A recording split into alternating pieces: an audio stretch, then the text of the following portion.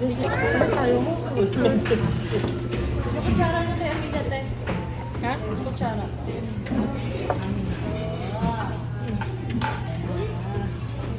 May ice cream pa siya actually yun. Espresso.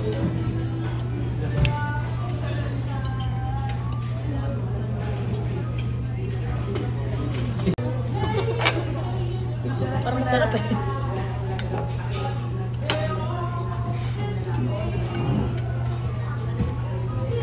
Bigyan mo ka ng ice cream, anak mo.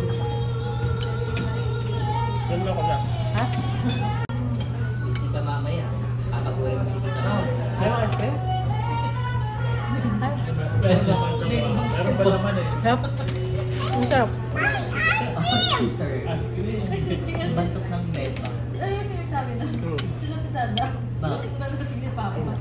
Sabi niya. Tumulo na sa ano nyo.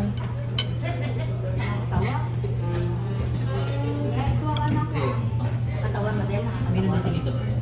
Bread ang mozzarella. Hindi na bega. Ako yung dessert. Pang-dinner yan. Tapos kayo eh. Ah, Pang-dinner yung kay Madel.